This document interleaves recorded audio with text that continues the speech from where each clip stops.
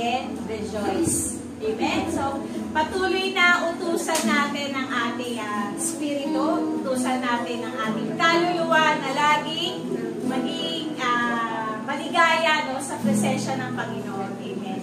So, hindi ba binavalidate ni Lord yung ating feelings kapag sinasabi niya magalak tayo? So, binavalidate ni Lord yung feelings natin, kaya patuloy niyang inuutusan tayo na laging magalak, no? Hindi sa tao, hindi sa bagay, kundi sa presensya ng Panginoon. Amen. So, lagi natin i-ask na patuloy tayong puspusin ng banal na Espiritu. Kasi di ba, ang joy is a fruit of the Holy Spirit. Amen. So, ang joy is ang overflowing lang to ng patuloy na biyaya, patuloy na regalo ng Diyos para sa bawat isa sa atin. Amen. So, let's stand up and let's continue to praise the Lord for His faithfulness sa buhay natin. Muli, Panginoon, maraming salamat, O Diyos, sa araw na to. Salamat, Lord, sa kagalakan, Panginoon, ng bawat isa, O Diyos, na narito, Panginoon, na naglaan ng oras upang patuloy ka namin, Lord, sa pagin, sa Espiritu at katotohanan, O Diyos. Tunay nga, Diyos, na wala po kaming magagawa kung hiwalay kami sa iyo, Panginoon. Kaya we acknowledge, Lord, your presence, O God, sa aming kalagitnaan. Fill this place, Lord, with thanksgiving. Hallelujah. Patuloy, Lord, na mag-umapaw ang kagalakan, Panginoon, sa puso, Panginoon, ng bawat isa na nananampalataya sa iyo. You are only the reason, Panginoon, kung bakit kami narito, Diyos. Salamat, Panginoon, sa kapuspusan ng iyong banal na Espiritu, Panginoon, at patuloy, God, na patuloy namin ibabalik sa iyo, Lord, lahat ng pasasalamat. Dahil, Lord, you are worthy, O God, sa aming pasasalamat, O God. Salamat, Lord, sa kapayapaan, sa kagalakan, Panginoon. Salamat, Lord, sa pag-ibig mo, Diyos, na hindi namin kayang sukatin, Panginoon. Salamat, Lord, sa lahat ng favor, Panginoon, na binibigay mo sa amin. Hindi lamang, Lord, ng favor na galing sa iyo, kundi, Lord, sa favor, Lord, sa mga taong connected to us, Panginoon.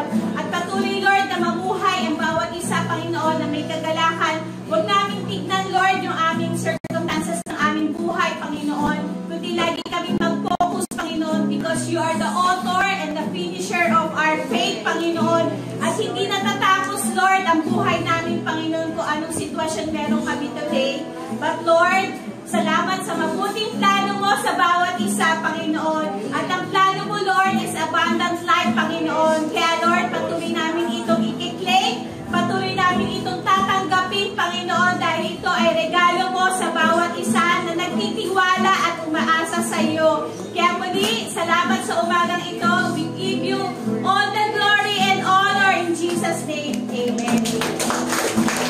Patuloy po tayo sa presensya ng pagpupuri, pagpapasalamat sa Panginoon. Pastor Eric. Pwede po ba tayong kumamay ng mga kahit tatlo lang na batiin sa presensya ni Lord? Kamustahin? Tatlo lang, apat-apat. Ano na? Sobra na. Okay, so samahan niyo po ako kahit ako po'y nag-iisa lamang. Andiyan naman kayo palagi. Sabi-sabi tayo magpuri sa Panginoon.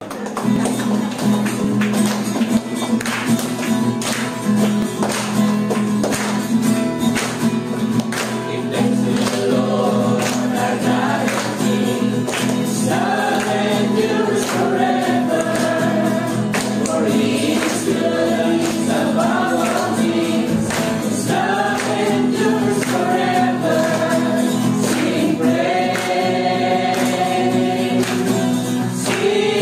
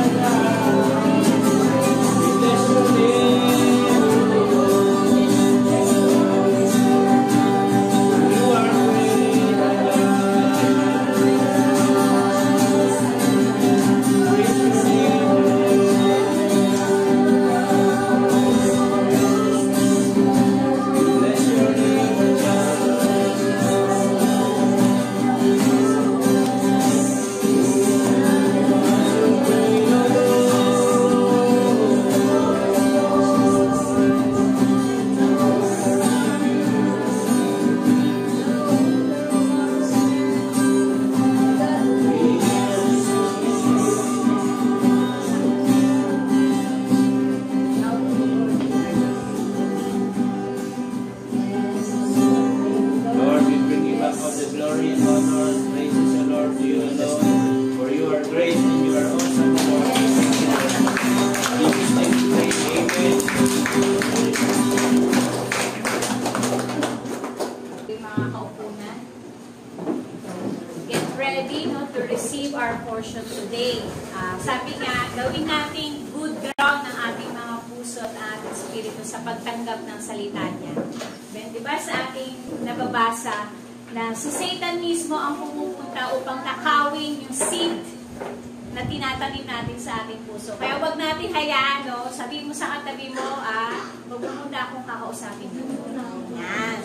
Para focus po tayo sa pagtanggap ng salita ng Panginoon. Amen. So, dadalhin po ng lingkod na si Pastor Jumbo. Pastor na eh.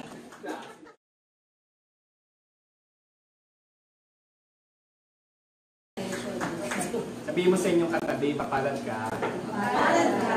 At nalilito ka ngayon. Kasi yung iba, tutulog pa. Meron pa silang ano. Amen? Pag-usapan ngayon natin is discipleship. Ano ba itong discipleship?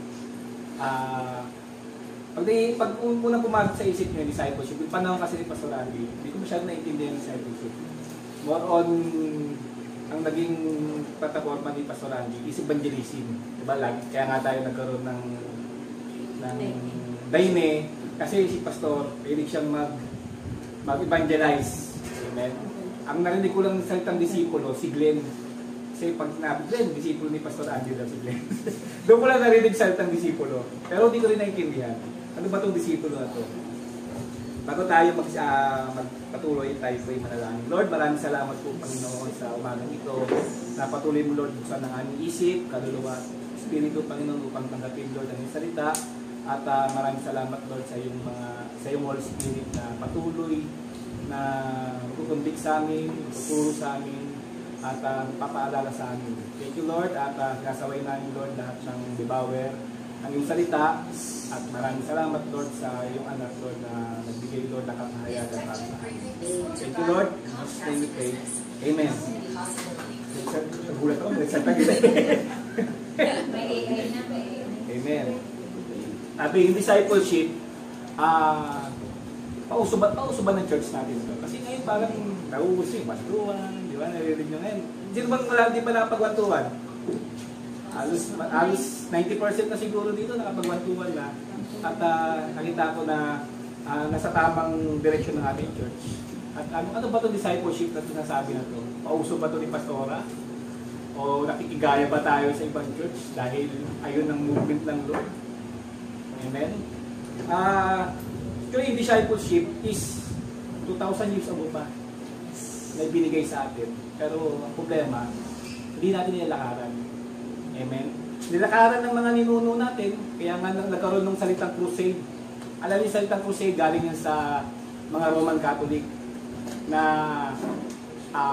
paano nila i-evangelize yung Word of God sa nation. Kaso nga lang, ang naging pattern nila is barbaric. Diba? Ang gagawin nila, isa rin tayo sa biktima, Pilipinas, sinasakop muna nila yung bansa, gagawin na slave yung mga tao, tsaka nila share ng Word of God. Ganun yung naging pattern nila kung paano ng discipleship o pag-evangelize. Kaya, may binigay ng pattern ng Lord. Kasi yung panahon nila, barbaric. Ano pa rin tayo, grateful pa rin tayo dahil kung hindi tayo sinakop ng Spanish, siguro Muslim tayo ngayon. At mas mahirap tayong pasukin ng Word of God, hindi katulad ngayon, di ba? Parang napaka-privilege natin na hindi tayo nahihirapan. Kasi sa mga Muslim country, hindi pwedeng ganito. Kundi, talagang persecuted tayo. Amen. Meron pa rin a good side yung nangyari sa ganung klaseng yung barbaric na klaseng evangelism. Pero hindi naman yun yung pattern ng Lord na ibinigay sa atin. Amen? Ano ba yung pattern ng Lord? Kasi ang kingdom niya is hindi dito, sabi niya nga ng ating Panginoong Jesus, ang kingdom ko hindi dito. Tinanong ko siya. Yung ginawa kasi ng mga ninuno natin, talagang sinakop nila kingdom by kingdom. Diba? Kaya nagkaroon ng masyadong massacre ba? Sabi natin massacre o nagkaroon ng bloodshed sa paghayag ng salita ng Lord. Amen? Kaya basahin natin sa Matthew 28 verse 19 to 20. Sabi dito, therefore go and make disciples of all nations, baptizing them in the name of the Father and the Son and the Holy Spirit, and teaching them to obey everything I have commanded you, and surely I am with you always to the very end of the age. Yan, kasi sa nangyari sa kanila, tinuturuan nila, pag ayaw mag-obey, pinapatay nila. Ganun na nangyari eh. Pag di kayo nag-obey, tigo kayo. Pero hindi naman yun yung pattern ng atin. Okay? Ano ba yung original plan ng Lord sa making disciple? Okay, ang original plan ng Lord is sa Genesis 1:27 to 28. Pakibasa po. So God created human beings in His own image. In the image of God He created them. Male and female He created them. Then God blessed them and said, be fruitful and multiply. Fill the earth and govern it. Reign over the fish in the sea, the birds in the sky, and all the animals that scurry along the ground. Amen. Narinig na natin yan sa God's Dominion, di ba? Dominion Monday. Kasama rin yan sa discipleship. Amen? Kasi sabi dito, nag-create ng Lord ang tao, gusto niya itong mag-multiply. Kaya nga sabi niya, be fruitful and multiply. Ano ba yung multiply niya? Diba? Mag-procreate. Kakaroon ng seed o siblings. Magkakaroon ng mga anak na image din ng Lord. Kasi pares silang, yung kinrate niya image ng Lord, ang kanilang magiging sibling is, magiging anak, sibling kasi kapatid, kanilang magiging mga daughter and son, magiging image din ng Lord. Ang problema, ano ba naging problema? When God created man, He created them in His own image, both function and likeness. Amen? Totoo yan. Diba ang Lord, yung create niya ang Lord, out of nothing to everything. Tayo naman, from something to everything. Totoo ba yun? Kasi ang tayo, kaya natin mag-create coming from our materials to something. Yung cellphone yun, tumubo ba yan? Hindi naman tumubo yan, hindi na biglang sumulpot sa cellphone na. Diba? Galing yan sa mga minerals na in-extract, yung gold, yung iba-ibang elements para mabuo yan. Amen? Kaya may daroon tayong function na mag-create ng something. Pero hindi natin kaya ng natin kasi ang Lord lang nun. Galing sa wala, pero magkakaroon. Tayo, from something, from raw materials to yung pwede natin magamit. Amen? Yung mga sasakyan, lahat ng ating nakikita ngayon. Tao gumawa niyan. Hindi naman sumulpot lang yan. Yeah, yung ano natin, yung kaya natin lumalabas yan dyan. Kasi kinrate yan ng tao, para magamit natin, para magkaroon ng convenience. Okay?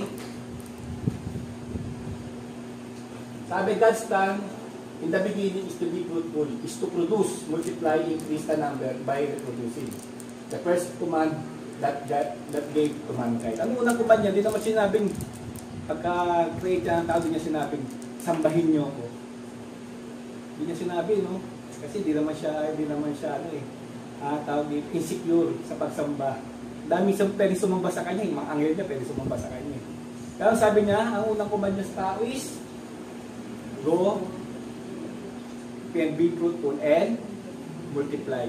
Marami kayo. Problema, nagkaroon ng kasalanan. Ito na naman tayo, si Adam na naman may kasalanan. Si Adam ba may kasalanan o si Eva? Silang dalawa.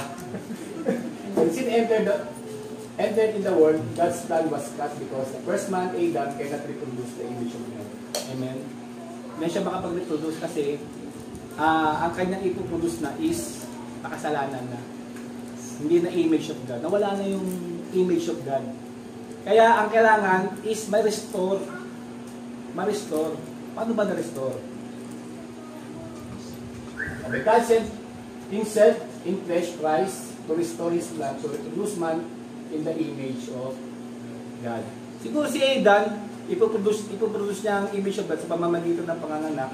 Physically, tayo, nanganganak tayo spiritually. Kaya nga, meron na tawag na spiritual father. Nanganak mo si Pastor Wilbert at pinanganak si Pastor at tinawag niya tatay.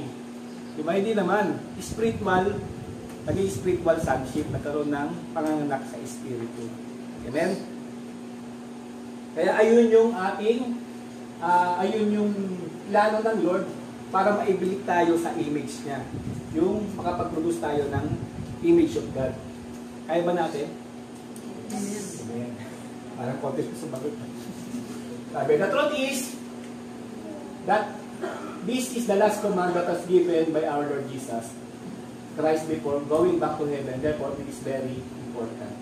Diba? Yung unang utos na binigay sa mankind is mag-produce ng image of God. At ang bago umalis ang ating Panginoon pabalik ng langit, anong huling command niya? Tayo. Yeah, ito, yung intro. Para sa Jesus niyan, papunta na siya sa langit. Alam niyo ba yung kwento? Ayan, papunta na siya sa langit niyan. Meron siyang huling nabilin. Sabi niya, therefore go and make disciple. Mahalaga ba yun? Di ba pag mamamatay yung isang tao, pag may huling abilin, napakalaga nun. Kailangan nating sundin. Kasi, aaswang, ay, mumultuhin. Aaswang. Ay, pala. Mumultuhin daw tayo pag hindi natin sinunod yung huling abilin. Tignan nyo yung katabi nyo. Wala namang multo, di ba? Di ba? Ano ba yung elements of making disciple? Ano ba yung elemento ng making disciple? Ano ba yung making disciple? Sabi, discipleship means teaching and fellowship among disciples. Tuturo at makikipag-fellowship. Ano ba yung fellowship tsaka teaching? Ano ba kailangan doon? Discipleship means relationship. Amen? Mahirap mag-disciple ng walang relationship. Amen? Kaya, ang Lord, inayos niya muna yung relationship natin sa tatay. Kasi dahil sa kasalanan. Kasi kung hindi niya gagawin yon, wala tayong kay para mag-ayos din. Mag-disciple kasi hindi naman naayos si Jesus, pero mabuti na lang, inayos ng kanyang anak, para magkaroon tayo ng karapatan para mag-disciple. Sabi ni Pastor Bill Graham, salvation is free, but discipleship is costly. True? Amen. Amen. Hindi lang financially, emotionally, mentally. Kasi pag nag-disciple ka, pag iniisip din yung disciple, di ba? Ano kaya i-budget nga, minsan nakapaisip, kasalta sa akin, ng nakataas ang nagawin ko. Di ba? Kaya, ikaw rin naapektuhan. Sabi, 4 essential of elements of making disciple. Una, the word of God. Sabihin ng elements, essential is napakahalaga. Napakahalaga. Unang-una, meron daw 4, the word of God. Amen? Mahalaga ba ito sa discipleship? Amen. Pag walang word of God, wala. Scripture is vitally important. Pag sinabing vitally, hindi mabubuhay nang wala. Kunyari sa tao, sa tao hindi mabubuhay. Oxygen, 10 minutes lang, patay na. 12 minutes na, patay na. Pag walang tubig, mga 2 weeks. Pag walang pagkain, abot ka pa ng 40 days, lagpas pa. Diba? Kumbaga, pero may mga saglit lang, katulad ng oxygen, saglit lang yun. Diba? 10 minutes. Gadget, yan. Dito hindi mabubuhay ng walang gadget. Uy, walang nagtaas. Lahat nabubuhay, kaya pala eh. Pagkatawan nga. Amen. Sabi, very siya important. We cannot objectively know the truths that we need to know about God and how we need to obey Him. Scripture is the ultimate source of authority. Amen. Ano ba sabihin ng objective? Objective means has nothing to do with the person's spirit or views. It just deals with facts. Katotohanan lang. Amen. Kasi kung ang hindi tayo magdidil sa truth. So, sabi ng Lord, siya yung katotohanan. Siya ang katotohanan at buhay. Kung di tayo magdidil doon sa katotohanan is magka-crumble. Amen? Kasi ang isip ng tao, pagdating sa truth, kanya-kanya silang opinion. Amen? Kanya-kanya silang opinion. Ang tawag doon is subjectively. Means is in a way that based on feeling, taste, and opinion. Amen? Hindi pwede tayo magbase doon. Kasi katulad ng pinag-aralan namin kahapon sa Bible study, yung puso at isip at pag-ibig. Ay, pala. Puso. Kasi sabi nga ng Bible, ang puso daw ay mandalaya. Tapos ang isip ay limitado. Amen? Bakit natin mandalaya? Depende sa motibo natin eh. 'Di ba? Ba't ang mga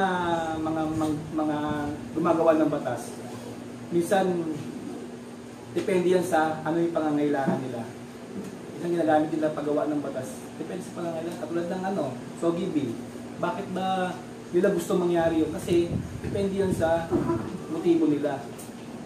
Diba? Gusto nila kasi magkaroon ng sex. Magkaroon daw sila ng hindi daw mawala yung discrimination. Pero para lang doon sa kanilang kagustuhan na malegalize yung kanilang mga maling gawa. Amen? Pero pag pinagpisihan mo ng Biblia, hindi yun yung truth. Amen? Hindi yun yung katotohanan. Kaya, ang Word of God is napakahalaga. Napakahalaga. Amen? Sabi ko nga sa kahapon sinabi ko, kung based naman sa opinion, so sinasabi ng nakakarami, kasi minsan, pag narinig tayo, oo nga, totoo nga, kasi sabi ni maraming kasi, sabi nga, majority daw. Kung sino majority, yun yung totoo. Amen? Pero hindi yun yung totoo, hindi yung katotohanan. Dahil, kung sinasabi ng marami, ito yung totoo. Diba, kung ang Germany ay nanalo sa kanyang pagsakop ng araw sa World War I, malamang tayo sabihin natin, tama yung ginawa nila. Kasi majority, sila yung nanalo. Diba? Pero alam natin na mali yung ginawa nila kasi sila yung tatalo. Nanalo ang Amerika na tumulong. Amen? Kaya napakahalaga ng Word of God. Ngayon, ang dami ngayong lumalabas para i-refute. Hindi patotohanan ang Word of God. Alam nyo ba yon? Ngayon ang China naglabas sila ng Bible. China naglabas ng Bible. Pero binago nila. Alam nyo ba yung kwento na yon? Binago nila. Ang isang pinakita doon, yung may ibabatuhin daw na prostitute, iba yung dinala ng mga priest, ang ginawa ni Jesus. Nagbuhit siya. Sabi ko, sino yung may makasalanan? Ay, walang kasalanan, siya unang bumato. Sa kwento nila, si Jesus daw bumato. Di ba? Layo na, di ba? Tapos sinabi niya pa, ako rin makasalanan. Kung hindi tayo aware sa mga ganung pangyayari, maliligaw tayo. May maliligaw tayo. Kaya dapat, napakahalaga ng alamin natin ng Word of God. Kasi marami ng mga tao ngayon na ginagawa nila lahat para sabihin nila hindi totoo ang Biblia. Kasi pag sinabing hindi totoo ang Biblia, hirap mag-share. Diba? Sabihin lang, myth lang yan. Ano lang yan, kwento-kwento. Kwento-kwento lang ba ang Biblia? Paano nyo nalaman? Dudun ba kayo? Sa creation. O, sabi na natin creation. Ilang taon ng mundo? Ano mo sabi? Pag pinagbasayan mo ang Biblia, mula kay Eva, kay Adan, hanggang kay Noah, 2,000 years. Kay Noah, papunta kay Abraham, 2,000 years. Kay Abraham, papunta kay Jesus, 2,000 years. Pag Jesus, hanggang ngayon, 2,000 years. Ang bata pa pala ng mundo, 6,000 years lang. Pero ba't may nahuhukay silang mga dinosaur na million of years? O paano tayo sabihin sa kanila totoo Biblia? Paano sabi ng relevant? Sabi ni C.S. Lewis, yung 1940s. Hindi ko alam kung nakausap niya ang demonyo. Sabi, ang plano daw ng demonyo is 3 bagay na kasinungalingan. Ang hindi daw makayang patunayan ng science ang Biblia. Diba? Pag makita mo ngayon, ang mga scientists, sabi nila, Stephen Hawking, yung mga talagang renowned na scientists, sabi, hindi totoo ang Diyos. Kumbaga, nag-move na. Pangalawa, ano siya sabi ng kasinungalingan ng kaaway, kailangan natin gumawa para maligtas. Kailangan natin gumawa para maligtas. Amen? Ano ba yung pangatlo? Nalimutan ko na. Amen. Sabi dito, sa 2 Timothy, all scripture is breathed out of God and profitable for teaching, reproof, sabi na reproof, rebuke, for correction, and for training in righteousness, that the man of God may complete and equip in every work. Amen? Effective discipleship is built in a godly message. Amen? The gospel of God stands in every religion of the world. Naniwala ba kayo doon? Sa lahat ng mga religion, ang gospel lang ang nag-stand. Including the banner under Christianity. Ano ibig sabihin nun? Diba, ang iba-ibang religion ngayon, ang kanilang mga libro, yung napanood ko nga yung Mormons, naniwala sila Biblia, pero meron pa rin silang ibang Biblia, yung The Book of Mormons. Tapos napakalayo ng hindi siya nagko-complement doon sa Biblia. At parang yung Biblia sa kanila is ano na lang, palamuti lang. Kung ano lang gusto nilang kuhain doon, ay lang kukuhain nila na magko-complement doon sa word nila. Amen? Kaya sabi dito, at napakaraming religion. Ay, diyan pa nga, sabi nga, there are false gospels saying that the way of heaven to some program, by some programs of good work. Kaya sabi ko, the penance of sins, going to church, moral behavior, helping the poor, and giving to the church are accumulated merits to go to heaven. Sa lahat ng mga religion, tayo lang yung na-save by grace. Tanungin mo sila, ano yung way papuntang heaven? As lahat sila is, napanood ko good works. Kasi hindi nila kilala si Jesus Kaya ang way ng punta nila sa heaven, good works. At hindi pa sila sigurado kung makakapunta nga sila. Kasi nagkakamali nga sila. Amen? Kaya ang salita ng Lord, napakaraming bagay na binabato para hindi tayo maniwala. Katulad na nga sabi ko kanina yung creation, doon pa lang, pag nag-sharing tayo, parang, mapapaisip din tayo. Amen? Kasi sabi sa Bible, ang 1,000 years, ang 1 day sa atin, 1 day sa Lord, 1,000 years. Pero sabi niya sa 1 Peter yun, sabi niya, light lang. Pero hindi naman accurate. Pwede yung 1 million years, pwede 10 million years. Kasi ang Lord natin is not bound on time and space. Di ba sabi na yung sinilip nila yung Big Bang, ang pinakamalayo na abot ng telescope nila is 9 billion light years. Sabihin yun, 9 billion na nag-travel na yung universe. Years. Sabi, napakatagal na ng simula ng Big Bang. Sabi ko, Lord, kung 9 billion na, sabi ko, hindi lang pala 1,000 days, 1,000 years ang isang day sa'yo. Kasi you are not bound in time. Kasi kung nabound siya ng time at space, dahil siya pinatawagin Diyos. Diba? Kasi limitless siya, wala siyang boundary. Amen? Kasi ang scientist, ang kanilang kaisipan is, ang tingin na sa Diyos is linear. Sabi ni linear, may beginning, may end. Tayo hindi. Hindi tayo nababound, walang boundary. Kaya limitless. Kung hindi limitless ng Lord, nababound siya, hindi siya Diyos. Amen. Relationship is essential in the disciple making. Our Lord Jesus' method in discipling is talking and teaching and experiencing. Most of the time. So like our Lord Jesus, we must engage in meaningful relationship with we are discipling. Meaningful sabi, hindi lang relationship, meaningful, may saysay, may bunga. That we can relate to them, love them, teach them the scripture and help them how to obey in practical ways. Amen? Ayun yung discipling. Ayun yung pattern ng ating Panginoon. Paano natin malalaman yung pattern ng Lord? Hindi natin nga alam yung buhay niya. Alam ba natin yung buhay ng Lord?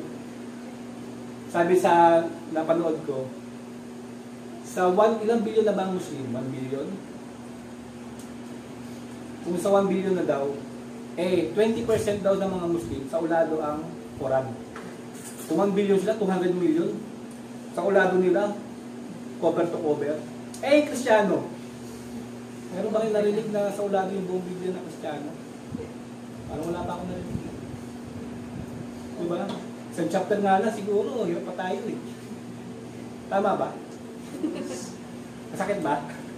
Kasi sila, kaya nilang, yung mga 200 million na yun hindi yung mga priest nila o kaya mga tawag sa mga ano nila.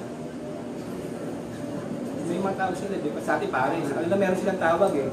Hindi yung 200 million, di lahat yung pare nila. Kumbaga, mga simpleng mga member din. Pero 200 million, 20%. Pero sa Kristiyano, 0%. Amen. Kaya, paano tayo makakapag-engage ng meaningful, paano tayo may disciple? Tayo mismo, lack of kulang. Amen. Kasi, minsan nagiging taken for granted natin yung buhay ng Lord. Basta alam pa natin yung buhay nung pinapanood natin kay drama eh. Ha? O yun, mas alam pa yung istorya ng kapitbahay mo eh. Ay, siya nga pala. Diba? Sa chismisan magaling, pero i-chismis yung buhay ng Lord. Parang hindi natin kilala yung Lord. People of God na pala yun. Una, the Word of God. Pangalaga ng Word of God. Pangalawa is people of God. Okay? Tayo yung pinili. Sabi mo sa katabi mo, ikaw yung pinili. Binigyan lang tayo ng pattern ng Lord para sundan ang buhay ng ating Panginoong Jesus. Pero tayo yung pangalawang, tayo yung binilinan. Sabi ko, napakahalaga ng bilin ng Lord. At nakakalungkot, hindi lahat gumagawa. Alam natin importante, pero hindi lahat nagpa-participate. Amen? Kung kasi hindi natin alam eh. Pero ngayon alam na natin. Siguro, meron na tayong desire para mag-participate. Sabi sa 2 Corinthians 5:18, all this from God who through Christ reconciled us to Himself and gave us the ministry of reconciliation. Sabi kanino binigay yung ministry of reconciliation? Kayo daw? Gave us sa atin. Sabi mo sa sarili mo, ako. Sa atin binigay ha. Hindi kay pastora, hindi lang kay pastora. Hindi lang sa akin, sa ating lahat. Ibahin natin kausahan din kasi pagdating sa mga ministry, dapat si pastora dapat eh. Dapat si elder dapat eh. Yung mga leaders dapat. Pero hindi naman sinabi ng Lord yan, He gave us the ministry of reconciliation sa mga pastor, sa mga evangelist. Hindi. Amen? Sa lahat. Sa lahat. Our Lord Jesus gave us the pattern how God loves us and wants us to be reconciled to Him. If we want to use the ministry of reconciliation, we must carefully study the life of Christ. Kasi ang buhay ni Kristo ay siya yung patotoo kung paano nag-reconcile ang tatay sa anak.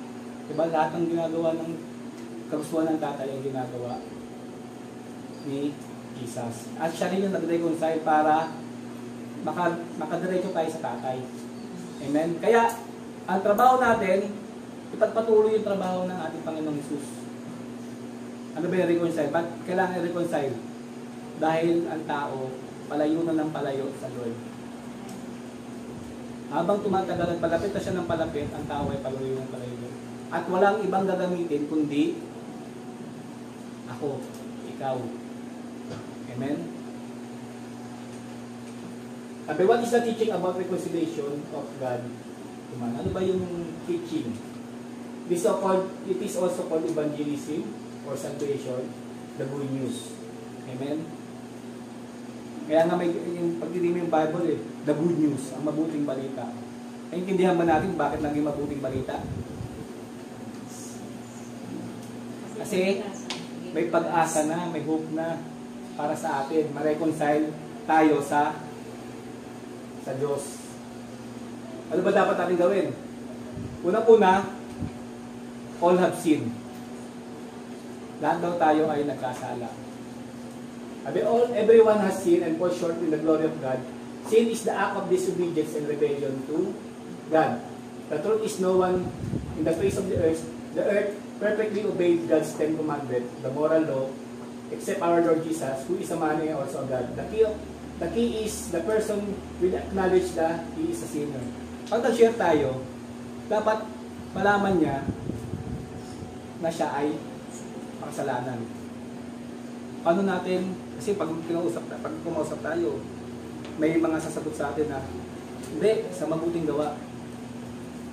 Paano natin ipapasok yung Word of God? Sinabi niyang maliligtas siya sa mabuting gawa. Meron kayo idea? Paano natin ipapasok? Sinabi niya, makapunta ako ng langit kasi mabuti ako, wala ka nagbabiado. Paano natin patotohanan na mali yung kanyang iniisip? Romans 6:8. Sabihin natin na lahat ng tao ay kasama. Amen?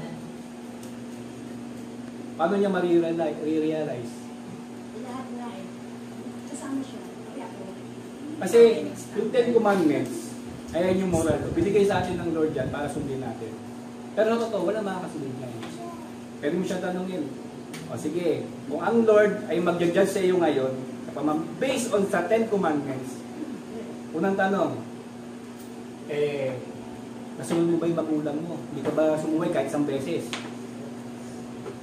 Sino dito hindi sumuway sa magulang kahit isang beses?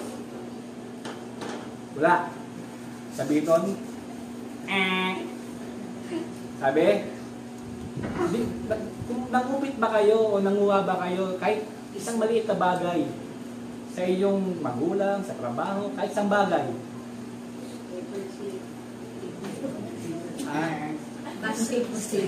Kahit ballpen. O, sa 10 commandments sabi, do not covet your neighbors, anumang belongings niya. Sabi nung, bagsak agad. Ginawa mo bang curse ang salita ang pangalan niya? Diba yung mga ginagawa nilang curse yung yung God. Yung ang sunod. Diba? Sa mga nagiging reaction. Nagawa ba natin yon? Yung parang walang saysa yung pangalan ng Lord? Diba? Kung magpagpasihan natin, guilty ba o hindi? Guilty. Guilty, di ba? Kasi kung titignan yung law, break at guilty. Kaya hindi niya sasabihin na makakapunta na siya ng langit kasi guilty. Ngayon, kung guilty, anong kailangan? Punishment. Kailangan pag guilty, punishment. Kailangan parusahan. Ano ang kaparusahan? Sabi sa Biblia, kamatayan ang kaparusahan. Kaparusahan ng kasalanan ay kamatayan. Di ba? Lahat tayo mamamatay. At kailangan natin ng tagapagligtas. Diba? Agad din niya naiintindihan yun. Hindi siya magka-come up sa repentance. sa decision na mag-repent siya. Kasi hindi niya ina-acknowledge yung kanyang kasalanan. Dapat na-acknowledge na nagkasala siya at kailangan niya ng tagapagligtas. Amen? Kaya binigay ang commandment ng Lord para pakita sa atin kung paano siya ka-holy at tayo, kung paano tayo ka-layo sa Kanya. Tapos sabi, ang wages of sin is death. Since we are all have sinned, we are all sinners, and we have been separated to God. For God extremely hates sin. Tandaan natin ang Lord, galit siya sa kasalanan.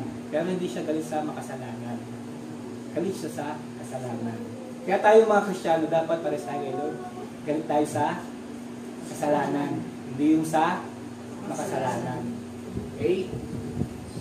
He is holy and righteous and love us so much. He want us to be with Him, but He is just, siya ay makatwiran. He will not let go sin and go unpunished. And the eternal separation of God will be. Amen?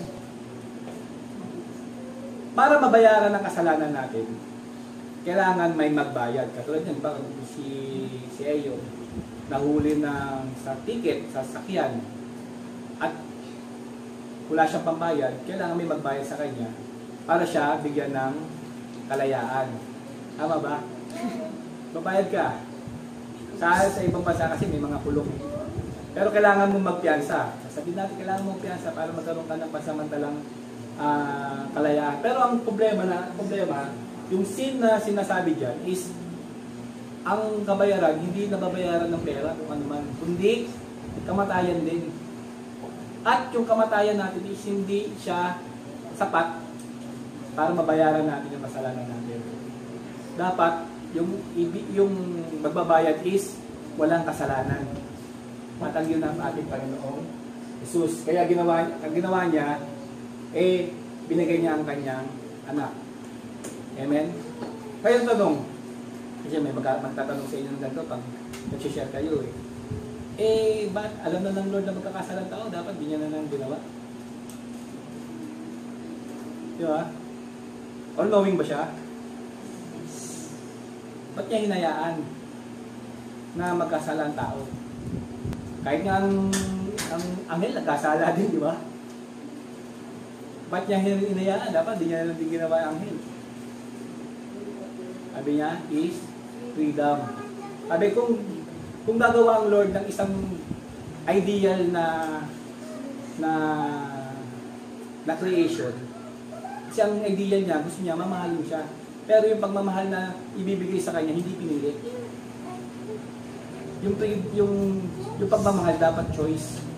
Amen? Kasi pag hindi, yung pagmamahal ay hindi choice ng isang tao, yari, si Dilid.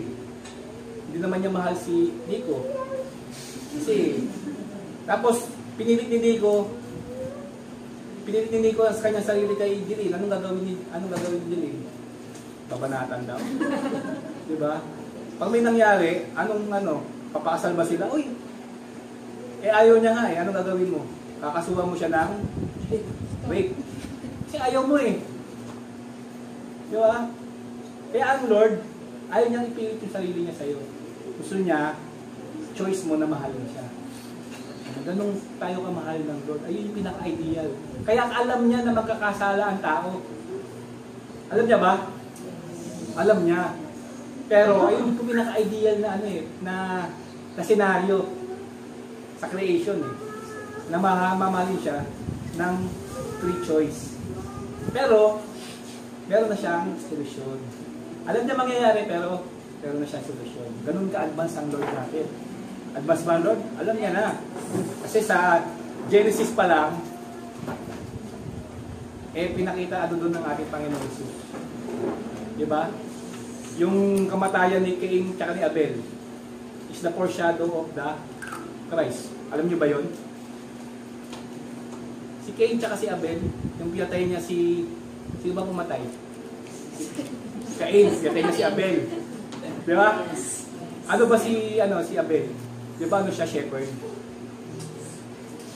Mabuting tao, di ba? Alam niya yung ways ng Lord, pero pinatay siya. At nakita natin doon na siya yung good shepherd na nasyado na papatayin siya ng makasalanan. Amen. Pero kagandahan nun, di ba sabi ni Abel ba ni Cain? Ito sa dalawang magkapatid.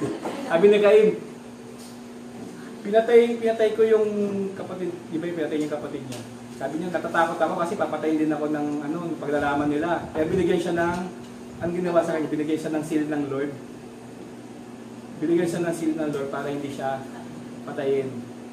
Ayun daw ang foreshadowing ng Israel. Kahit na ang Israel ang ginamit para mapatay ang Diyos, binigyan niya pa rin ng seal na walang pwedeng gumalaw sa Israel. Sino mang gagalaw sa Israel? Iki-curse. Di ba yung nagkaroon ng World War? Di ba lahat ng gumalaw sa Israel napahamak? Germany, sino mang gustong pumatay sa Israel, napahamak. Kasi meron pa rin silang seal. Sabi nga foreshadow ng kamatayan ng Aripan. Sabi ko, yung nakita ko yung yung passage na yun. Sabi ko kung andun na yung tawag ito, yung foreshadowing ng mangyayari. Kung ba andun na si Kristo. Wala man yung pangalan niya pero pinapakita na kung ano yung mangyayari. 3 is God gives the free gift of eternal life. The good news is that salvation is a free gift from God, and our works or religious deeds cannot be ever give us eternal life. The truth is, we can only go to heaven because of what God has done to us, and it is a free gift. Eternal life begins by knowing God and have personal relationship to Him. Amen? Free gift pa, hindi to in-earn. At hindi siya reward kasi ang reward is in-earn mo muna bago ka bigyan ng reward. Pero ito ay free gift. Wala kang ginagawa. Pero binigay sa'yo ng free. Ang gagawin mo lang is tanggapin. Tanggapin mo lang. Hindi mo kailangan magtrabaho. Pero sabi nga, a true salvation produces good work. Amen? Hindi tayo pwedeng maging manatili sa kasalanan. Dapat ang true salvation, ang totoong kaligtasan, makikita sa bunga. Ang bunga nito ay good works. Salvation only in Christ Jesus our Lord. Amen? And salvation is found in Christ Jesus alone because He's the perfect Lamb of God and He takes away the sin of the world. He paid our sin which is full when we should be one who should have been died. Amen? Yung kamatayan ni Kristo, marami ding nag-ano niyan, na nag-repeat niyan. Sabi nila hindi, kwento-kwento lang yan. Kwentong kutsero lang yun, kwentong barbero lang yan. Sabi, bigyan mo ako ng proof na si Kristo namatay at muling nabuhay. Pero baka ng mga medical records, mga ganyan. Paano natin sasabihin sa kanila? Paano natin patutunayan sa kanila na totoo yung nangyari sa Biblia? Ano ba kayong idea kung paano sabihin natin? Sabihin nila, kwento-kwento lang yan. Ano lang yan? Sinulat lang ng tao sa papel. Baga, ano lang yan? Babela lang yan. Paano natin yan?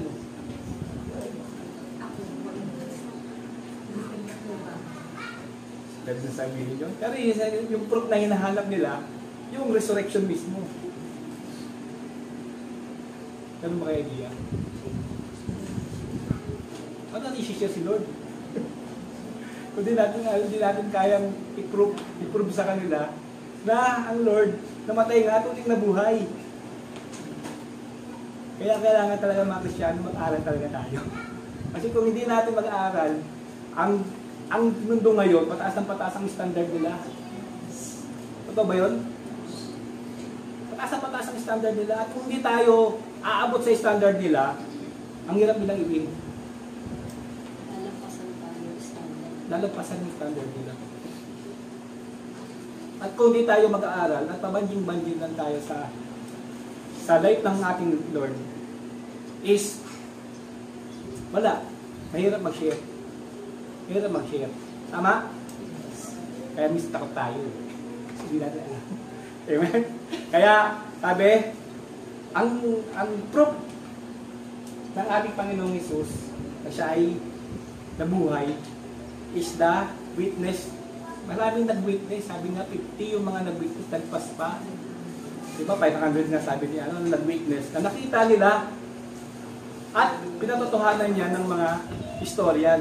Kasi bihira na mag-witness ang ganun karaming tao. Diba? At si Paul, yung sinulat ni Paul ang mga letters niya, naabutan niya pang 12 disciples. Kumbaga, hand to hand yung pagpasa ng kwento. Kumbaga, hindi malayo yung generation kung paano nila nakuha yung kwento ng ating Panginoong Hesus. Makikita, si Pablo is totoong tao. Paano malalaman na totoong tao si Pablo? Ha? Tinignan nila dun sa rabbinic na papel o na documents kasi nag-aral siya kay Gamaliel. Gamaliel kasi siya panahon niya, kumbaga siya yung pinaka dean ng isang mataas na universidad ng mga Hudyo, mga rabbi. Sabi nga ng isang rabbinic na halos isa o dalawa lang ang estudyante ni Gamaliel. Pag nagturo siya, dalawa lang estudyante niya. At isa pa doon si Paul. Diba sabi si Paul, makatalinong tao. Kumbaga UP, kumbaga siya, UP, tapos dalawa lang estudyante ng teacher na yon. Kaya si Paul, kumbaga, sobrang talino, genius. Kasi hindi ka man makakapasok. Mahirap. Marami ngayon sa UP, ilan lang pumapasok? 5,000 para makapasok ka sa UP. Diba may mga interview pa. Tapos ang papasa, kalahati. Okay, 20%. Eh doon, isipin mo, dalawa lang. At nakita nila sa record na si Paul talaga ay estudyante ni Gamaliel. Amen? Di pa kayo natutuwa doon? Totoo? Yes. Diba? Doon sa history. Kasi ang mga Hudyo, may sila sa documents. Kaya nga sila may mga history ng mga family tree. Kasi mahilig silang mag-document kung sino yung mga family tree. Ganun din sa nila. Sino yung naging estudyante ni at kita lang sa Bible, si Gamaliel ang naging estudyante niya si Paul. At totoo. At si Paul, nakausap niya yung disciple. Kasi napakaliit lang ng taon at nagkita-kita pa sila. Diba? Kaya maraming witness na pinatotohanan ni Paul na totoo yung nangyari kay Panginoon. Amen? Totoo si Paul. At maraming tao na dinidiscredit yun. Dinidiscredit yun. Diba, pag nalalaman mo yung katotohanan, di ba gumaganda yung pundasyon mo? Yes. Yung pundasyon mo, kaya hindi ka lutang na ipin ko, parang hindi ako sigurado. Diba? Kasi hindi tayo nag-aaral. Hindi ko sinabing magpastor kayo. Diba? Nasabi ko lang, alamin natin kung ano yung mga kailangan natin alamin. Kasi mahirap mag-share kung di mo alam yung katotohanan. Hindi mo alam yung truth. Kasi sabi nga sabi ni Pastor Wilbert, ang marketplace is napaka-chaotic, vicious. Mga anti-judges. Talagang matataas.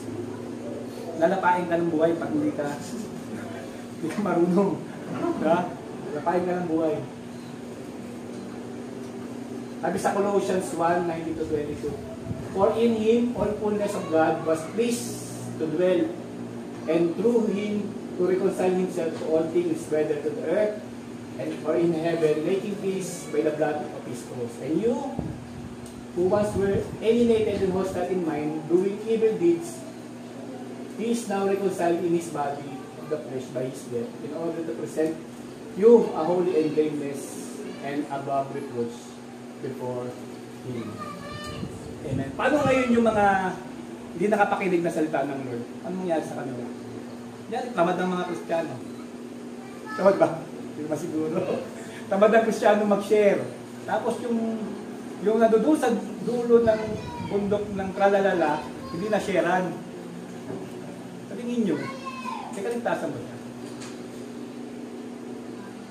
Sabi naman, ipapangaral sa lahat ng mundo yung salita na nagagawa. So, lahat yun nakarinig. Paano kung hindi umabot? Hindi pwede hindi umabot. Sinabi na nga sa Bible. Papangaral. Hindi, bago pa nga mangaral, namatay na eh. Ha? Namatay na. Ang ano doon, nakapakinig doon. Kaya lang, yung pagtanggap, yun ang hindi ginawa. Pwede rin. Pero kung may possibility rin na yung merong hindi nakakinig. Meron din. Meron din. Pero sabi sa Bible, hindi natin alam. Wala naman sinabi sa Bible kung ano mangyayari sa kanila eh. Si Lord na bahala sa kanila. Basta tandaan natin, ang Lord, He is fair God. Diba? Kung hindi siya nakakinig, hindi na natin sagot yun. Hindi mo tayo nag-judge. Kaya pag na-share tayo, huwag tayo mag-judge ng tao. Amen. Wala sa atin yung kamay para mag-judge ng tao. Lalo na pag hindi sumusunod sa Lord. Kung di-disciple mo, hindi sumusunod sa Lord, lahat ng ginagawa mo, para sa Kanya, hindi sumusunod. Kulang na lang, kagatin mo siya eh. Amen? Sabi, the basis of reconciliation is like a house on fire. And your loved one is there. And they do not know that the house is on fire. What would the thing we do? First thing we do, ano bang unang gagawin natin? Nyari, imagine natin, magandang bahay na yun. Tataas yung mga magulang mo, mahal mo sa buhay. Susunog yung baba. Ano nang gagawin mo? Kukuha ka ng ano kagad? Ano ba naman gagawin? Lalabas. Apoy sa baba. Sabi ni Pastora, sisigawan. Sigaw sa labas. Ay, sunog! Lumabas kayo dyan, mamamatay kayo. Tama? Ayun ang unang reaksyon natin. Diba, di mo naman kagad tayo kukuha ng ano eh. Tao ng bumbero eh. Kasi huli na lahat pag tumating yung bumbero. Alam mo sa pelikula, ang bumbero laging huli. Mga pulis, patay na yung ano sa loob. Kaya ang unang gagawin natin, ang person natin, warningan sila na may sunog sa baba at kailangan yung makalabas. Amen? Ganun din yung mga mahal na sa buhay. Alam natin, pag hindi sila nakapakinig sa salita ng Lord, saan sila pupunta? Sa apoy. Malusunog sila. Anong kailangan natin gawin? Ha? Mawarningan sila. Diba? Kasi mahal natin sila. Kung wala tayong pakialam sa kanila, masunog ka dyan. Kaaway niya, masunog ka dyan. Pero mahal mo siya, di ba? Tatawag ka ba ng bumbero? Kung nasusunog yung bahay? Di ba, wawarningan? Kung mahal mo sa buhay, tawag mo ka kay Pastora, Pastora, isunog. Kung pupunta sa impyerno, tawag tayo dito, hindi ikaw mismo. Ikaw mismo, wawarningan mo sila. Amen? Wawarningan mo sila. Ayan ang kailangan natin gawin. Kasi alam natin, yung pala, naalala ko na, ang huling kasinungalingan ng kaaway is marami pang time ng tao para magsisi. Di pa nila kailangan ng Lord. Mahabang pantay nila. Ayun ang huling kasinungalingan. Unang kasinungalingan niya is hindi kaya i-prove ng science ang Word of God. Pangalawa is kailangan magkaroon ng kaligtasan sa pamamagitan ng mabuting gawa. At ang pangatlo is marami pang time ang tao. There is a lot of time. Baga iniisip natin, ay, haba pa yung panahon. Kung nakita natin na susunog, tingin mo kayo ilang minuto lang bago masunog yung taas. Pag malaking apoy. Tandit lang, di ba? Nakakita ko ng sunog. Talagang maglumamon. Saglit na saglit lang. Minuto lang. Kaya urgent siya. Sabi mo sa katabi mo, urgent. Urgent. Napaka ano na siya. Kailangan na tayong magmadali. Kasi there is no time. I-consider lagi natin na wala ng oras, parating na ang Lord. Kaya gawin natin ang lahat na magagawa natin para mawarningan sila. Agree ba kayo doon? Yes. Pati lang sa mga. Siguro noon lahat tayo may mahal sa buhay, no? Yes. Amen. At ayaw natin sila mapapahama.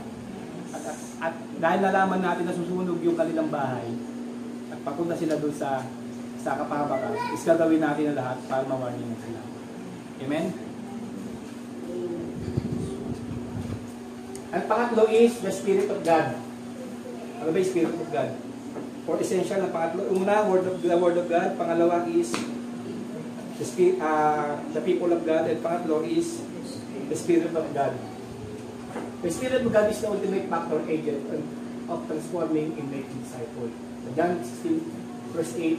And ay basa nga, nahihirap na mag-English.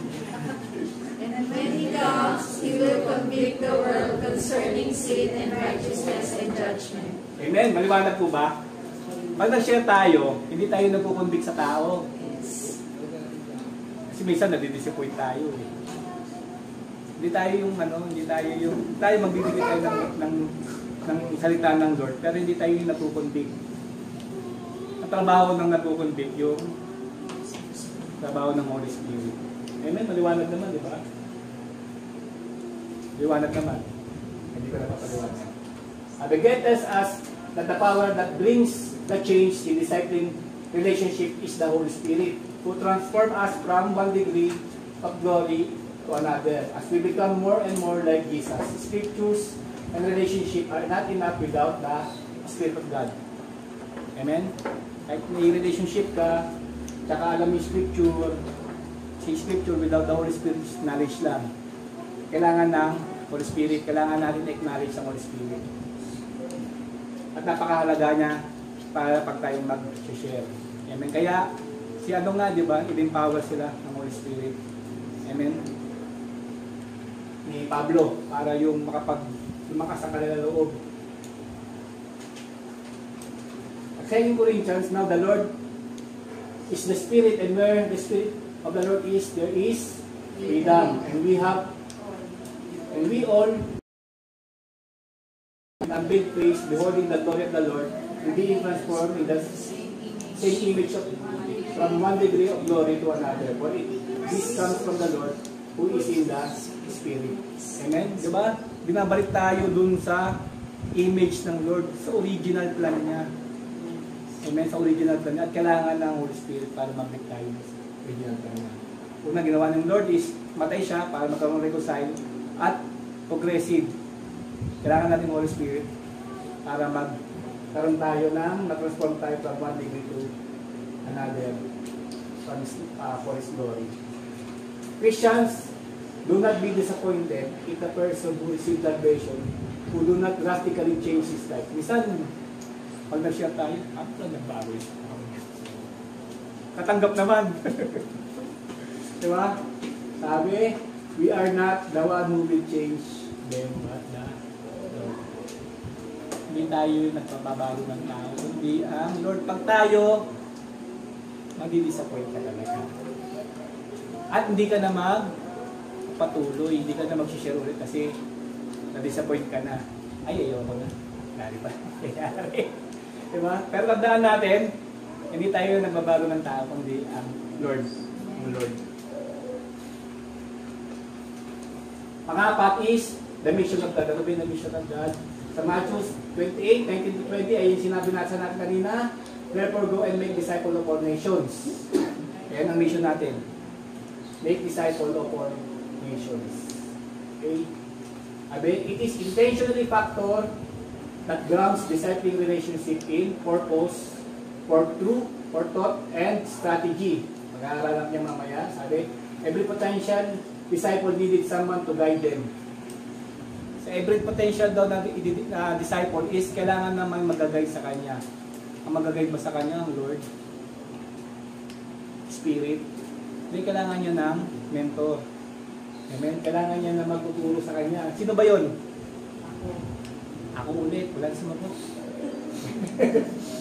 Sabi, they need someone who knows that Jesus meant when He told us to make disciples. Alam ba natin yung ibig sabihin ng Lord na make disciple? Naintindihan ba natin? O, naintindihan natin. Kaya ayun ang gagawin natin. That is why our church is giving all what it takes to equip us, all of us, so we can do the command that given to us. Ginagawa ba ng church natin? I-equip tayo? Amen. Magka-equip tayo. Kaya nga may mga one-to-one, may discipleship. Diba? Kasi kailangan nating ma-equip para magawa natin yung trabaho natin. Amen. Sa trabaho, pag Kapag unang pasok mo sa trabaho, ano gagawin sa'yo? Tatrabahuin ka ba kagad?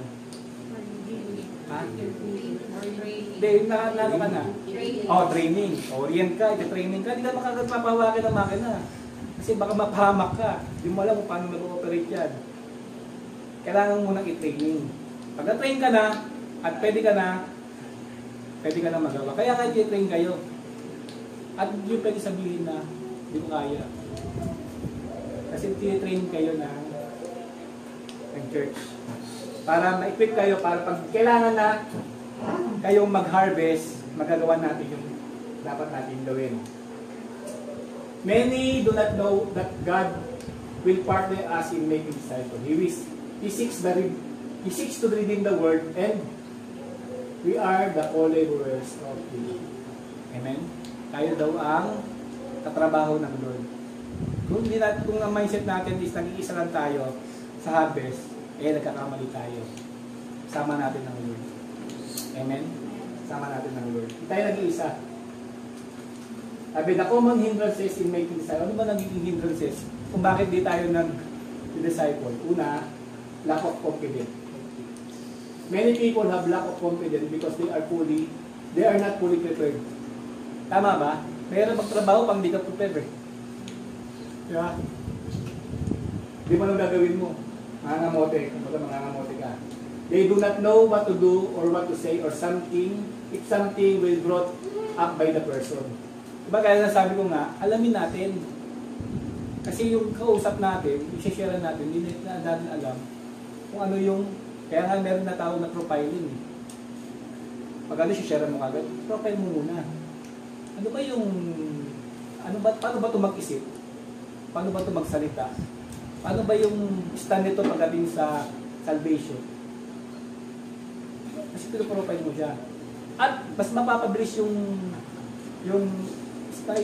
magkakaroon ka ng strategy kung paano ngayon i-brought up yung salita ng Lord. Amen? Nung araw, napakadali lang eh. Ngayon, pero tao ngayon, kanino na eh. Mga bata ngayon, kanino na eh. Hindi mo basta-basta mabubulay. Hindi mo basta-basta masisharean eh. Diba? Kasi dami ng mga kaisipan na nagagaling sa mga social media, mga maling kaisipan, na naitatanim sa kanila, na tumutubo na minsan ang hirap ng bunutin.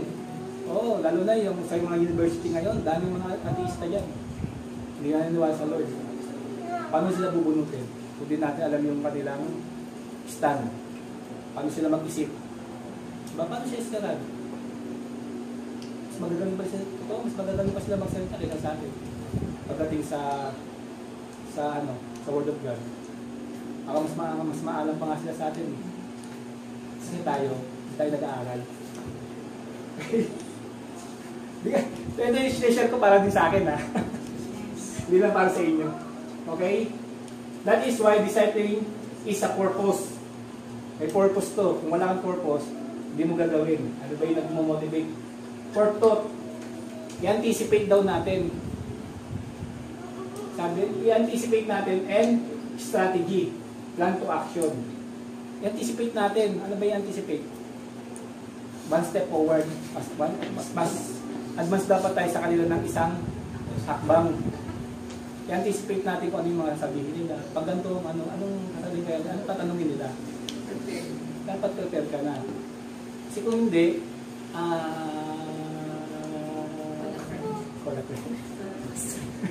maging hindi ka ba? Ayun, maging credible pag gano'n, di ba?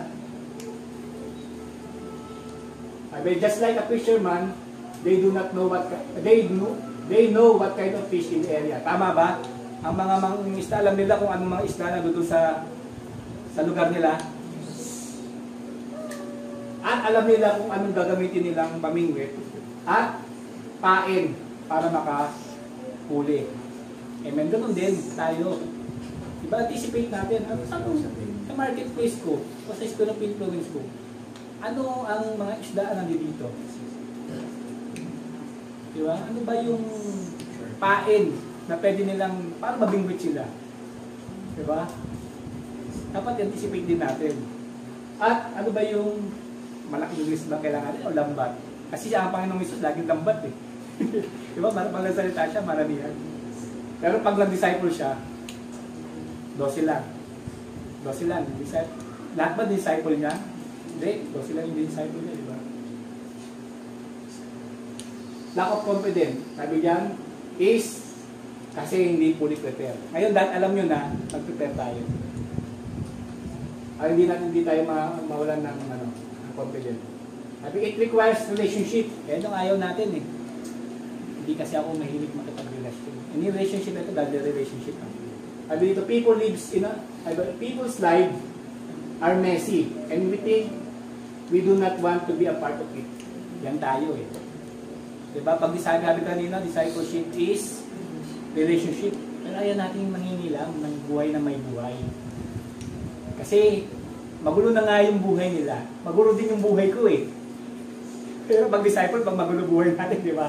Kaya talaga unahin natin yung buhay natin. Pero napaka-benefit sa atin ang may dinidisciple. Kasi tayo mismo naayos din. Tayo mismo ay tinuturo ang Lord sa atin. Sabi dito, it is very hard to thinking that also we have our own problem. We do not want accountability. Isa yan sa hindrances, ayaw natin accountability. There are times of elated joy, masaya tayo, and sometimes extreme frustration. Lalo na pag nakatagaw, sukuha talaga ako. Ambis na nasyaran. Pero pag di ginagawa, ang hirap talaga. Discipleship is not created like a classroom. Iron sharpens iron. Sabi, habang natututo sila sa atin, tayo rin natututo rin tayo sa kanila. Diba? May tinuturo rin ang Lord dahil sa kanila. Amen? Iron sharpens iron. The only way to help someone become more Christ-like is to be a part of his life or her life. Amen? Kailangan may relationship. Pangatlo, bakit tayo naging it takes a long time and sometimes minimal growth. Discipleship daw, parang hindi yung disciple ko parang hindi lumalago. Parang tagal-tagal na, ganun pa rin. Taon na. Okay, most of us are not very patient. Sino dito pasensyoso? Ako hindi. Si hindi din daw. Pag si Bajek, pag hindi yan dumating sa tamang oras, talaga uwi talaga ako. Pero pag sa kainan, hintay ako. Pero pag sa mga pila, hindi ko hilig pumila. Kaya mas gusto ko pa maaga pumunta kaysa pumila ng mahaba. Kasi makakalimutan sa atin, hindi pasensyoso. Becoming a disciple of Jesus is a long, narrow road that requires time and patience. There are lots of cultivation and refinement, but along the way, you both benefits the growth. Amen? Growth means change. Every time we take another spiritual step, it requires more of us. Amen? Takes long time and minimal growth. At pang-apat, it seems that there is no finish line. Pag nag-disciple ka, parang katapusan na.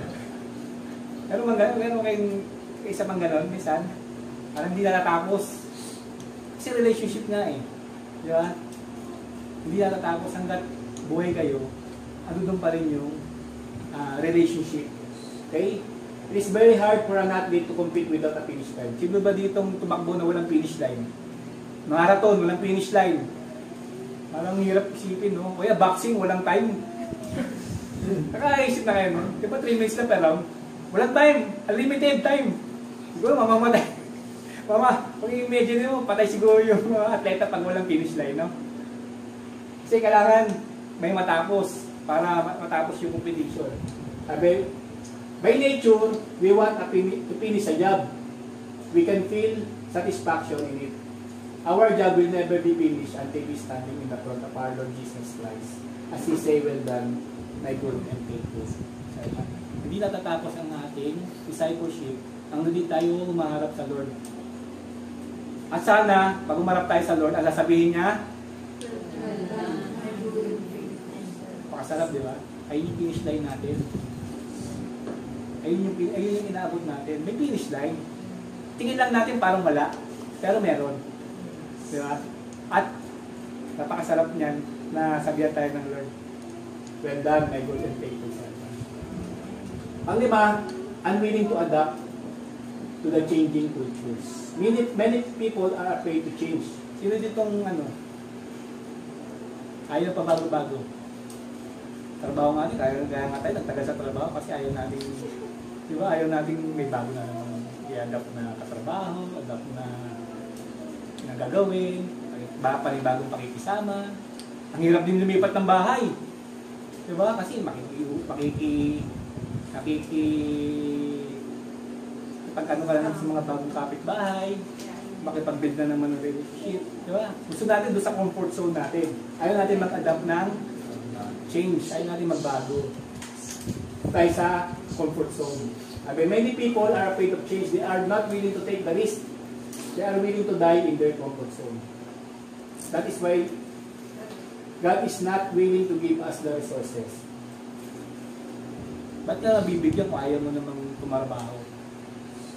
Kahit naman sa trabaho, di ba? Pag may project, wala kang project, ba't bibigyan ng pondo? Pero pag may project ka, pina-approve mo, bibigyan ka ng funding. Pero kung wala ka namang project, diyan ka lang. Doon ka lang sa comfort zone. Materials and spiritual. We are willing to adapt. We are willing to adapt the season of times. Dapat, kung ano yung season of time, dapat magkaroon tayo ng willing tayo take the risk. Diba? Ngayon, ano ba yung season ngayon? Harvest time. Tagal na nga yung harvest time eh. Tagal ko na naririnig, balik pa ako, harvest time na eh. Diba? Ilang taon na bang harvest time? Tagal na. Kaya tama nga sabi ng Lord, konti ang laborers. Kaya nga ang ating Panginoong Isus, yung umakyat siya sa bundok at nakita niya yung Jerusalem, sabi niya, naiyak siya. Sobrang compassion niya doon sa Jerusalem. At alam niya kasi na ang Jewish hindi maniniwala sa kanya. Kaya naawa siya sa Hudyo. Sila yung spiritual son ng Diyos, pero sila yung hindi naniniwala. Diba, napakasakit yun sa isang tatay na hindi ka kinikilala ng iyong anak. Kaya naiyak ang ating Panginoong Hesus na nakita niya ang Jerusalem. At pang-anim, I am not qualified. I am not in the ministry. I am not a good speaker. I am very shy in the front of people are some excuses. As long as we are willing to learn and used by God, all these weaknesses can be overcome. Sabi mo sa katabi mo, overcome. Overcome. Sabi, kung ano mo yung weakness natin, ayaw natin itong ma-overcome. Basta matuto lang, may willing lang tayo to learn. Wala yung willingness, wala. When I am weak, it makes me strong. Sabi niya, Paul. Remember that we are accountable with one another. Accountable ba tayo? Amen, accountable tayo. Amen. Salamat sa 5. Accountable siya sa kanyang kapwa. Discipleship is not supposed to be complicated. Sabi dun sa making disciples sa 1-to-1. It's difficult sometimes, but God will make a way, but never complicated. 2,000 years ago, there is a simple carpenter who disciples uneducated fishermen. And they understood it and act on it, and the rest is history. Hindi natin pwede sabihin na hindi, kasi wala akong pinag-aralan. Ito lang natapos ko, hindi ako magaling magsalita. Ang ating Panginoong Jesus, anak ng karpintero. Ang kanyang disciple, hindi rin mga lawyer, mga mangingisda.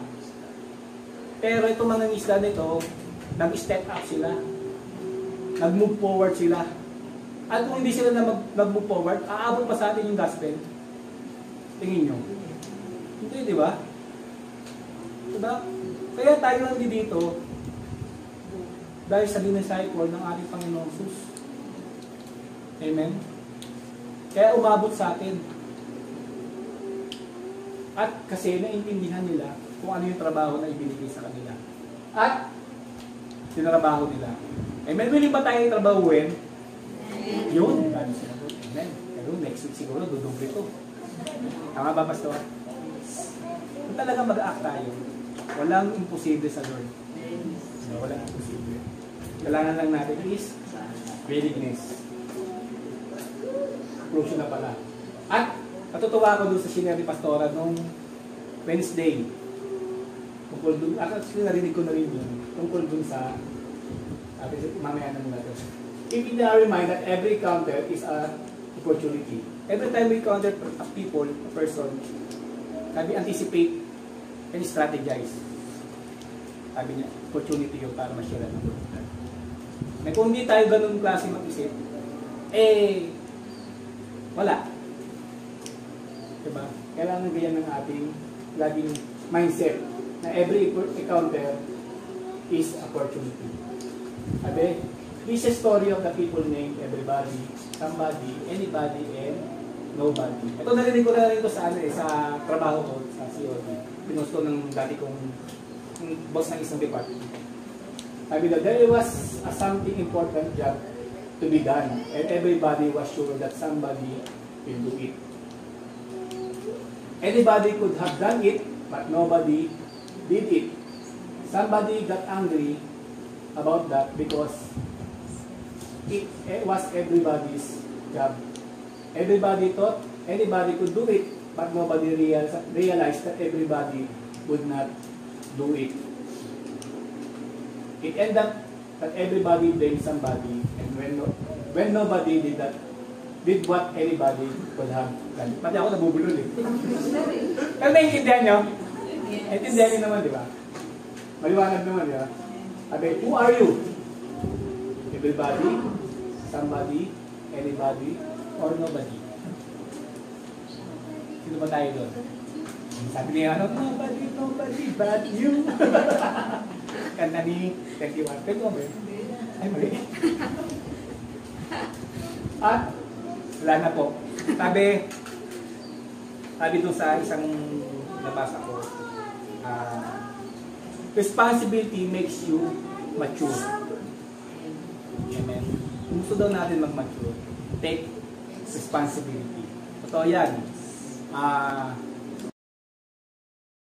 Does not come on age.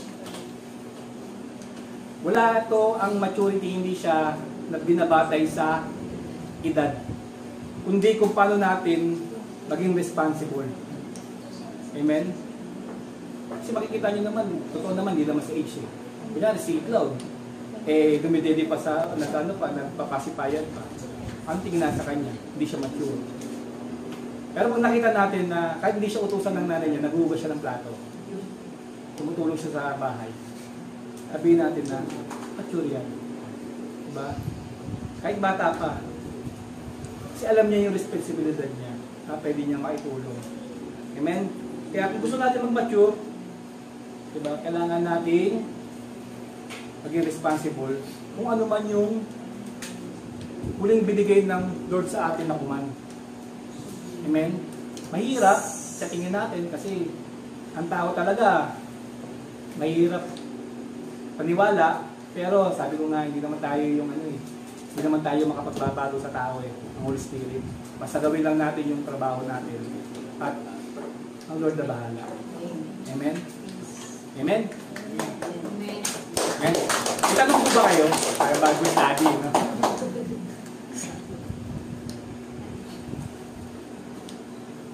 Kailangan talaga nating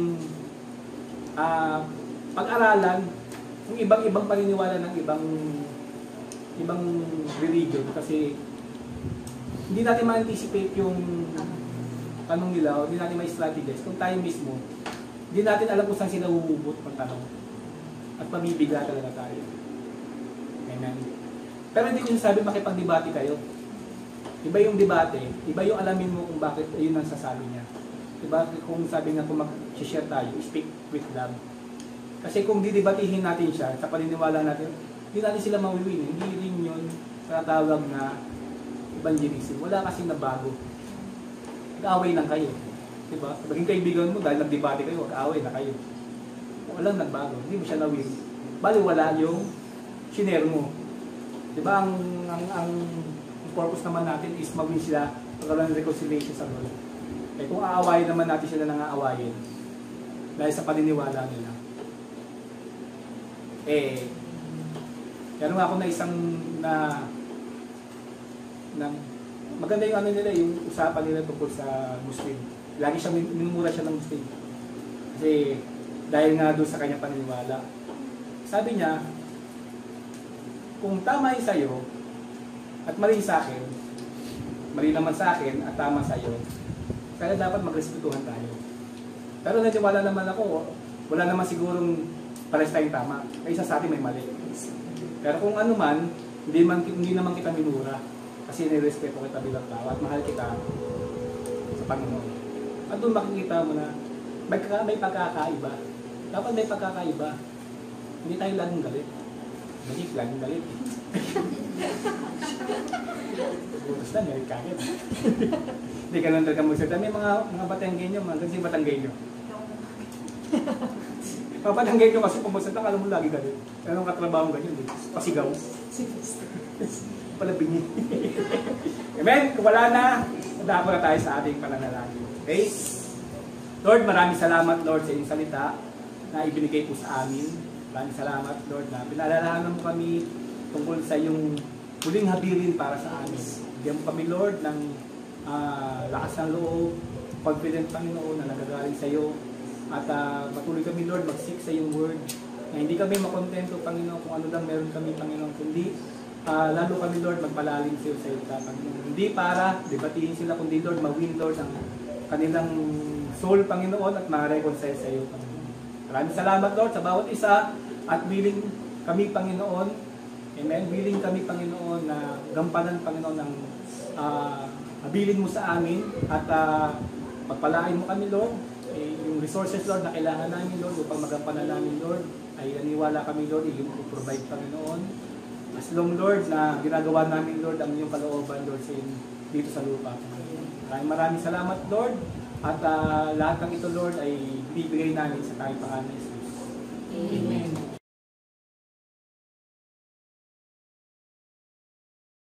Mas maliwanag pa sa sikat ng araw. Nakita niyo yung pattern na binigay na aming Panginoon para magparami, di ba? Through discipleship. Mapapansin natin to sa iba religion. Kitang-kita yung pagdami nila kasi nilakaran nila yung discipleship. Minsan may nakausap ako, ang masakit taga dito pa sa isa sa member natin. Ayaw niya ng discipleship kasi parang kulto daw yung dating. So, nagkakaroon tayo minsan ng maling mindset. Pagdating naririnig natin yung discipleship. Iniisip natin religious. Pero ang sabi nga, isang term ng discipleship is pagiging estudyante. Kailangan na pag-aralan talaga natin, yakapin natin yung buhay ng ating Panginoong Jesus na nandito siya sa lupa. Amen? So, kaya patuloy tayong tinuturuan talaga ng pa-equip, talaga magpa-train, pag-aral talaga ng salita ng Panginoon. Diba? Marami sa atin mahilig magbasa ng books. Diba? Marami, bumibili pa tayo, bumipila pa para bumili ng books. Unahin natin basahin yung salita ng Panginoon. Kasi talagang makikilala natin si Lord sa mga salita. Amen? So, patuloy na hamon sa atin, no? Go and make disciples. Amen? So, gusto nyo dumami, di ba? Gusto natin dumami, lahat tayo estudyant. Na mag-multiply talaga tayo. Kaya, pare-pareho po talaga tayo umalis sa comfort zone natin. Tsaka isa pong hindi ko malilimutan na share ni Pastor Ernie, sabi niya, darating talaga yung araw na kaharap tayo sa Panginoon. Papipilahin niya tayo. Dito yung kanyang mga tinubos at dito yung hindi. At kung makita po natin yung mahal natin sa buhay nasa kabilang side, diba? Ano yung mararamdaman natin? Baka sabihin pa ng kaibigan natin, huy, hindi mo naman lang sa akin sinabi yung alam mo. Diba? Diba masakit yun? So kaya tama sabi ni Elder Jones, no? Tuwing makikita natin sila, lagi natin isip, ay, disciple ko to. Opportunity na pag-share po talaga na. Intentional. Kaya ako sasabi, ang discipleship is intentional. Amen? So maging intentional po tayo. Yung bawal natin isipin na ayoko nang makailang sa buhay nila. Kahit ako po minsan, napuprostrate po talaga ako. Pag titignan ko yung buhay ng mga Disciple. Hindi naman pwede yun sa kahit mga mahal mo sa buhay, yung mga kamag-anak mo. Parang iniisip mo, pareho naman kami nakapakinig, bakit gano'n? Pero sabi nga, hindi tayo ang magbabago ng buhay. Kasi yun na maintindihan talaga natin na hindi tayo ang magbabago ng buhay nila, mawawala yung frustration natin. So gagawin lang talaga natin talagang patuloy na magpaturo at yung kapangyarihan talaga ng Holy Spirit. Amen. So tayo po ngayon ay magbibigay at alam ko naman po na hindi na natin kailangan na-exhort pa to. So let's pray, let's thank the Lord sa mga binibigay niya sa atin na trabaho at pagkakakitaan. Amen. Muli, Panginoon, maraming salamat sa oras na to. Patuloy namin binibigay sa iyo, Panginoon, aming tithes and offering. Patuloy mo tanggapin to, Lord, upang maging aming part of our worship, Panginoon. Salamat na binigay mo kaming kakayanan, Panginoon, na makapag-work, makapag-business, Panginoon. At patuloy, Lord, give us the wisdom to budget. Give us the wisdom, Panginoon, kung paano namin paglalaanan, Lord, yung mga priority namin. At unang-una namin priority, Lord, is yung pagbibigay namin para sa iyo, God. Dahil, Lord, it is an honor, Panginoon, and it's a thanksgiving, Panginoon, para sa lahat na ibinigay mo sa amin, O God. Pagpalain mo, Lord, ang bawat nagtatrabaho, nagnegosyo, at salamat, Lord God, sa bawat isa na cheerful, Panginoon, na nagbibigay sa iyo, God. Thank you so much. This is our prayer in Jesus' name. Amen. So, salamat po na isang biyaya ng Panginoon na napakinggan natin about yung sa discipleship. Sabi nga, small group dapat yung sa discipleship, pero sa lagay po ng church natin, alam po isang biyaya ng Panginoon na pinangaral na po ni Pastor Jambo ang discipleship certification. Okay, kasama po, habang siya yung nag-share kanina, yung 2 Corinthians 5:18 about yung sa ministry ng reconciliation. Isang pinaalala po sa akin ng Panginoon yung quote na hindi ko matandaan kagabi na nakuha ko dun sa Korean novela. Sabi nga when you see wickedness and do nothing, it is doing nothing is also a form of wickedness. Okay? Maliwanag po ba yun? Nakikita mo na yung maling ginagawa ng kapwa mo, wala ka pang ginawa. So, kasama yun na ikaw na walang ginawa ay form of wickedness din, yung hindi mo pagsasabi ng katotohanan na may pag-ibig. At sa mga pagtanggi naman po natin na magbahagi sa iba, sabi nga paano mo malalaman yung potential na nasa iyo? Binigay na ng Panginoon, di ba? Talents, skills, lahat ng potential. Paano mo malalaman yung potential mo? Simple. Subukan mo. Gamitin mo. Ano yung alam mo? Take into action. Ano yung alam mo? At bahala ng Lord sa resulta. Yung pag-aaral po, hindi lang sa inyo, kahit sa amin, lalo na sa amin. Kaya, pag sinasabi ko po dito na, pag ako nag-aaral, maghapon, minsan wala pang kainan yun. Hindi ko lang nararamdaman yung baka ng blood sugar ko. Kasi hindi lang naman yung aral hindi magbasa, magsulat, mag-type, magawa ng PowerPoint, mahabang oras po yun. Kaya, nawa po, every time na may kasama sa tinanong ko, gaano mahaba yung oras niyo sa pagbabrowse sa internet? Isa yung ginagawa yung phone at pagbabasa sa Bible. Bible reading, nakalagay doon, committed and accountable to post. Tinitignan ko, nagsimula ng 22. Ako, minsan hindi nakaka-vote nakapag-post. Tulad kahapon, hindi pala ako nakapag-post, pero nakapagbasa ako. Pero yung commitment ko, yung mga simpleng paraan lang para makita natin gaano tayo magagamit ng Panginoon at gaano tayo sumusunod. Then yun pong, hindi paalala, minsan kaya tayo napuprostrate pag tayo ay nagdi-disciple. Minsan yung standard natin, yun na yung gusto natin sa kanila, agad-agad.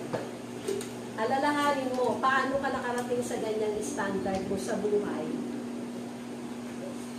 bago ka naging ganyan. Pinagdaanan mo rin yung mga pinagdadaanan nila eh. Kaya lang gusto mo agad-agad. Kung ano ka ngayon, ganun na rin sila. Walang masama doon. Pero marami ka rin pinagdaanan bago ka nakarating dyan. So kasama po doon yung paglakad mo, nakasama sila sa kanilang mga pinagdadaanan. Ang nakaka-frustrate lang, yung matagal ng Kristiyano na sinasabing nakakilala sa Panginoon na hindi pa maka-overcome doon sa mga weaknesses. Sa simpleng paraan po, yung sigarilyo, alam na dati, di ba, may mga warning sa mga sigarilyo. Sa, ano yan? Pakete ng sigarilyo. Hindi umubra sa tao. So, pati picture, nilagay na anong mangyayari kung ikaw ay lagi naninigarilyo. Wala pa rin epekto kasi marami pa rin naninigarilyo. Kaya lang, kung nakakilala ka sa Panginoon at hindi ka nakakawala doon, tanungin mo na yung sarili mo, bakit Panginoon? Hindi ako nakakawala. Hindi ako nakakawala sa pagnanakaw, hindi ako nakakawala sa kahinaan ko.